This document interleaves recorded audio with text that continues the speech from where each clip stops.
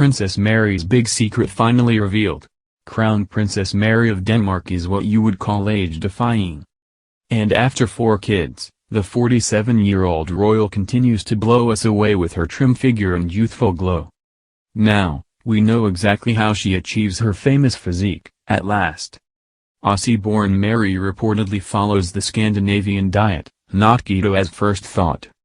A closer look at the Scandinavian diet shows people living in Denmark, Sweden, and Norway have a much lower intake of carbohydrates and higher intake of good fats and proteins, news.com.au reports. Unlike many diets that warn off bread, the Scandi diet promotes to consumption of black bread or rye bread instead of the typical white, which is low GI and packed with fiber-rich grains and seeds. Not surprisingly, Mary's diet is also rich in omega-3, bring on the salmon. Nutritionist Susie Burrell told the website that Scandi diet devotees are also big fans of the humble potato. While potatoes often cop a beating here in Australia, they are a firm staple in the diet of Danes, as are all root vegetables including parsnips, sweet potato and turnips, which thrive in cold temperatures and form a base to the warming casseroles, stews and soups that frequent the menu of these cooler climate countries, she explained. And, they are much higher in fiber and nutrients with fewer carbs than a big plate of pasta or rice-based meal. Other day-to-day food staples for Mary include goat's milk and cheese, and fruit, seeds and nuts, which add a dose of extra protein and good fat to keep the overall profile of this diet relatively low in carbs, helping those who follow it to keep leaner and healthier long-term. The approach to dairy is slightly different in Scandinavia, with dairy often consumed via cultured yogurts and drinks including quark, which we are now learning are exceptionally good for keeping our gut healthy, Susie added.